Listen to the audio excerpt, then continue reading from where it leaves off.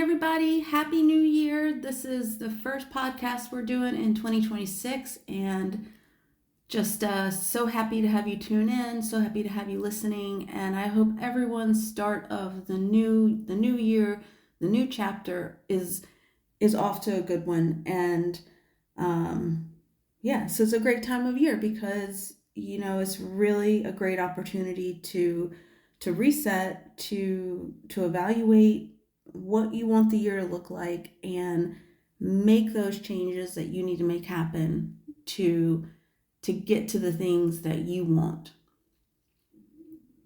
So what a perfect thing to talk about today, since it is a brand new year and this is the first podcast of the new year. Why not dive right into that topic? So let's talk about it. Let's talk about designing the life that you want. Now, the first step in this is first identifying what the life that you want is. And that seems silly, right? That seems like, well, duh. But that is a hard thing for a lot of people to figure out.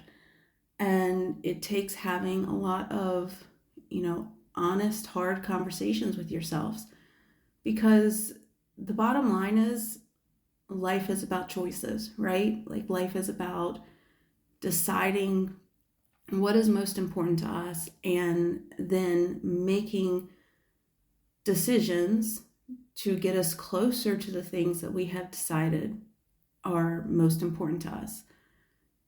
I think there's not a misconception, that's too strong of a word, but I think a lot of times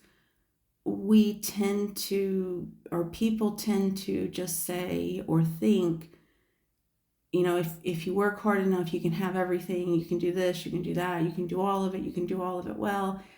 And in reality, in my opinion, that's really not the case. You can do a lot of different things and you can experience a lot of different things, but the bottom line is your time is limited, your energy is limited, and being able to fully experience something means that you have to, by default, give up experiencing something else. I say it all the time, your yeses are wrapped in bows of no, and that's exactly what I'm talking about, today. To say yes to one thing, a lot of times it requires saying no to something else. You can't just go through life saying yes to everything and that you want to experience everything and not setting any boundaries or any limitations, and then expect to be able to experience everything and experience it to its fullest and enjoy it to its fullest and soak it up for what the experience actually could be. Most of our lives require us to make hard choices. You have to decide amongst yourself, with heartfelt conversations with yourself, what is it that you want, and then you have to make decisions that put your life on that path to and towards what you want. And those decisions often are saying yes to certain things, but a lot of times it's just saying no to other things. If I wanted to, I barrel race with my horses, right? And that's our thing. That's our one thing that we do.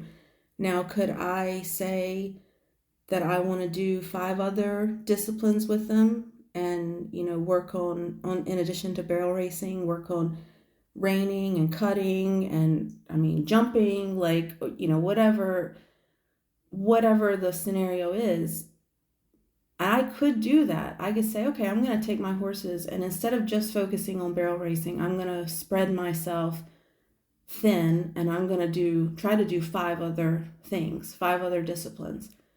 Yeah, that's one way to go about it, but I guarantee you, my horses, us as a team, we will never get to experience fully any of those disciplines because we have spread ourselves too thin. Like, you can't go all in on anything if you don't say no to other things and other experiences. And I'm not trying to be a Debbie Downer. That's just the reality of it. Like, you have, I mean, your life, your time, your energy, they're all limited resources. You only get so much, and in order to experience one thing to its fullest, you have to say no to something else. And every choice you make in life, everything you do in life is pulling you towards one thing and away from something else. So yeah, the first step is have a real honest conversation with yourself. Understand that you have limitations, understand you have to make hard choices, understand that's the way it is. And instead of, disregarding it, turn towards that and be like, okay, like, I understand this is what I have to do. If I really want to live to the fullest, if I want to experience the things that are important to me to the fullest, like, I have to say no to other opportunities. I have to say no to other experiences. I have to make sure I'm prioritizing putting my energy and my time and my effort into the thing that I want the most.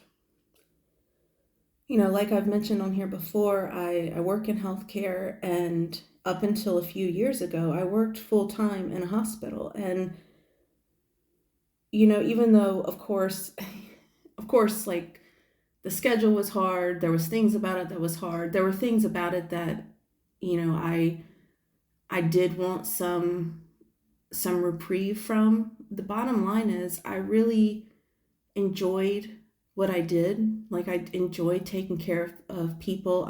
I took pride in doing it well, and leaving that was hard for me because, I felt like I was losing a little bit of who I was. Like, I felt like I was losing a little bit of my identity. I felt like I was losing something that brought me a lot of joy and a lot of fulfillment. And I was scared. I was scared to take that leap, that plunge, and leave that for the work I do now, which allows me a lot more freedom to travel with the horses and compete with the horses and really focus more attention on the horses and on barrel racing. And that was a choice. Like, I couldn't have both of them, or at least I couldn't have both of them to the extent that I wanted them. I had to make a choice. Like, you have to make a decision. You have to pick what it is that you want. And, I did that all on purpose. Like, I designed my life on purpose to try to give me something with the horses that I had always wanted and had always dreamed about, but had never got to live and experience. And I made the decision to make a big change in my life so I could pursue that opportunity. But it meant giving up something else. And to be very honest with you, I still miss that something else. I'm back to working, per diem in the hospitals. So for 1 or 2 shifts a month, I get to go in and I get to take care of people and I get to have that fulfillment from that. But it's still not the same as what I was doing before. I mean, I was in a leadership position before. I really felt like I had a lot more impact on things before. It's just very different. So I had to make a decision to give something up in order to be able to chase the opportunity for another experience. And that is the reality of it, folks. Like, that's the reality of life. So your first step is have an honest conversation with yourself. Like, what is it that you want? And keep having that conversation, because what we want changes. Like, that's a very real thing. Like, we evolve with time. What we want evolves with time. So what you wanted 10 years ago is not going to be what you want today. And what you want today is not going to be what you want 10 years from now. So, like, we're constantly, to be as happy as possible, you need to constantly be having those conversations with yourself. Like, hey, where am I? Like, is this where I still want to be? Is this still what I want? Do I want something different? Do I need to be making different decisions? I encourage all of you to always be asking those questions to yourself, because sometimes having those honest, hard conversations with yourselves is sometimes the toughest part. Like, sometimes we don't even know what it is that we want more than anything else. And sometimes we have to really dig deep to really figure out what that looks like. Once you've tackled that first step, once you have, first of all, come to terms and acceptance that you do have to make choices, you can't have everything all the time, and you do have to sometimes decide to give up one thing in order to pursue the other thing. Like, once you've come to terms with that and accepted it, and then once you've decided what it is that one thing is that you want to pursue, or what that life looks like that you want to prioritize, then you can start putting into action, the plan, like making the decisions, making the concrete choices that get you closer to that life that you have decided is the one that you want. And when I talk about this, of course, when we think about designing our life, we think about, setting ourselves up to have the things that we want. That's where a lot of our mind goes, right? Like, oh, I want this kind of job. I want this kind of house. I want this kind of vacation time. I want this kind of travel. That's kind of where our head goes. But I encourage you to go deeper than that, because when I say design the life that you want, I don't necessarily mean those things only. Like, mentally and emotionally, design a life that protects you and your well-being. And I was talking a lot about this to family over the holidays and everything. I think of the brain as a muscle. It's not really a muscle, but it is a muscle in terms of this example I'm about to give. And I think of it like a muscle a lot, because you have to train it. You have to work on getting it stronger at doing certain things, just like any other muscle in the body.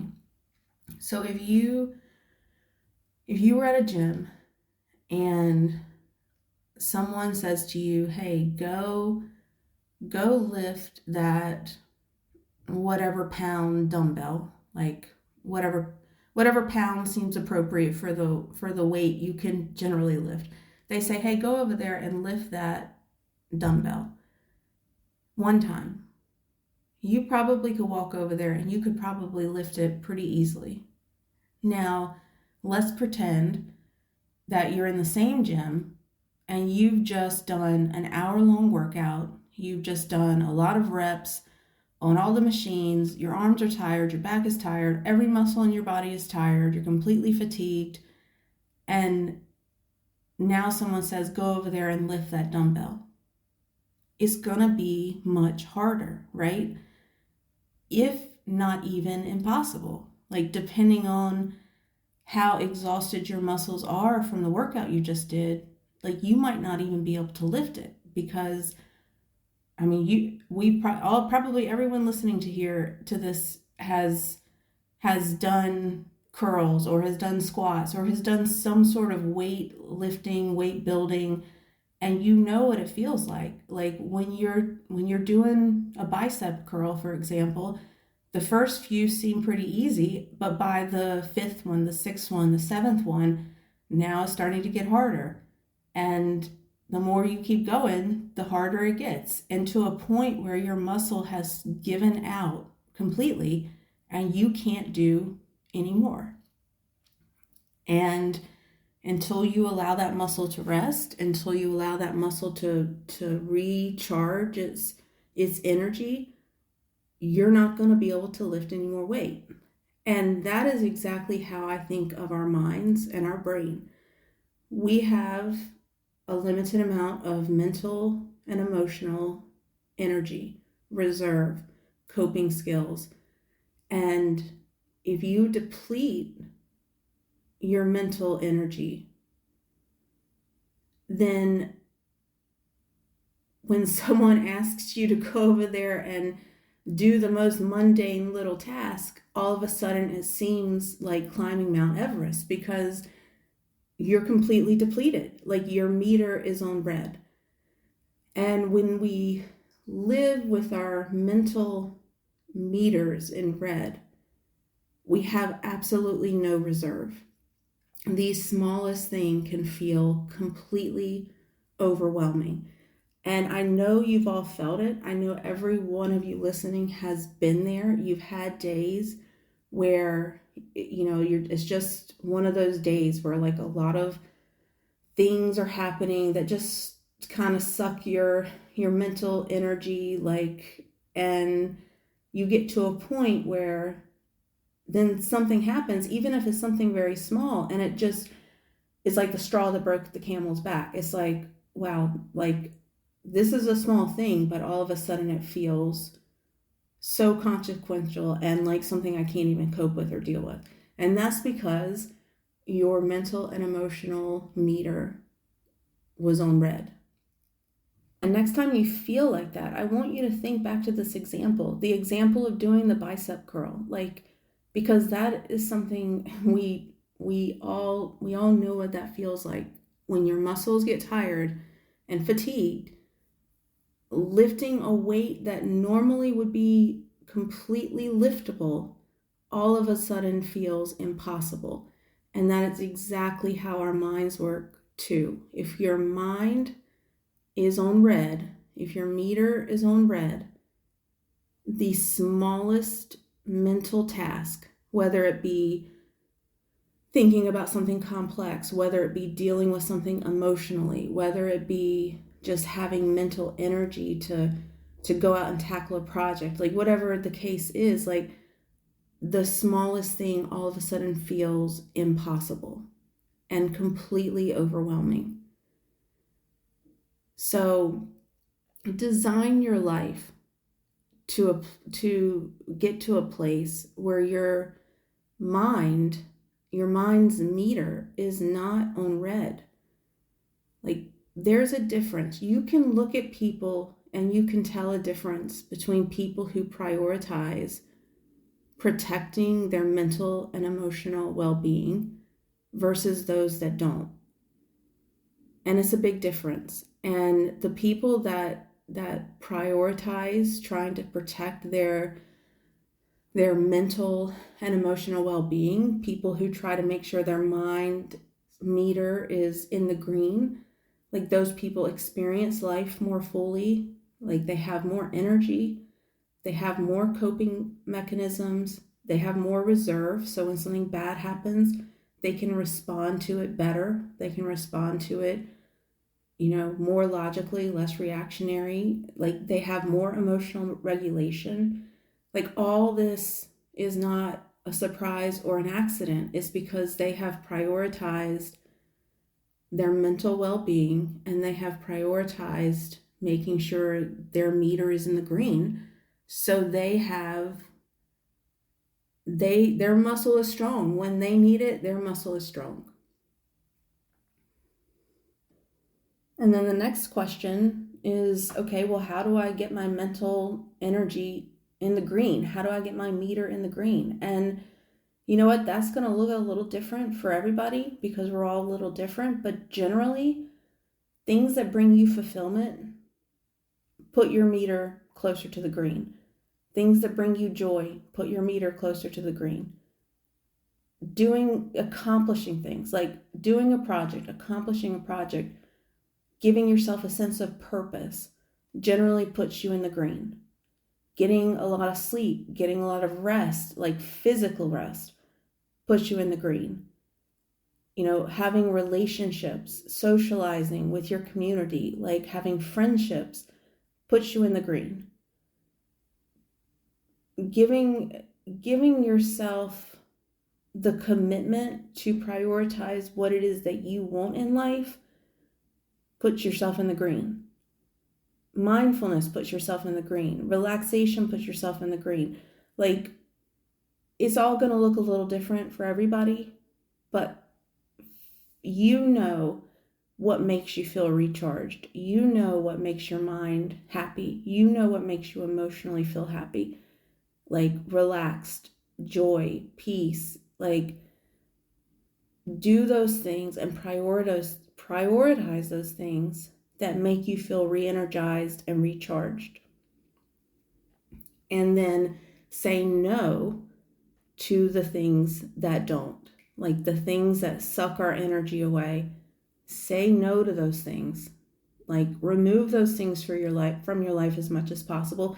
We can't remove everything negative from our life. We can't, we're gonna have things that drain us, like, and it's going to be what it's going to be to some point. But the things that you can alter, the things that you can remove, make those changes, remove those things, alter those things, put yourself in a better situation to be in the green more than you are in the red. All right, guys, I hope this year is just going to go so great for all of us, myself included, you included. Like, I don't know if anybody on here knows about the Chinese calendar. I honestly don't really know anything about the Chinese calendar, but I did hear and read that per that calendar, this is the year of the fire horse. And if you read about what that means, it is basically a year to shake it up, a year to break old patterns, create better ones, like start making big, bold steps to the life that you want. So cheers to the year of the fire horse for that reason. Cheers to 2026. I hope this year is going to just be amazing for everyone, and definitely rooting for you. And please tune back in and share this podcast with anyone that you think might like it, because that would really mean a lot. All right, have a great rest of your day.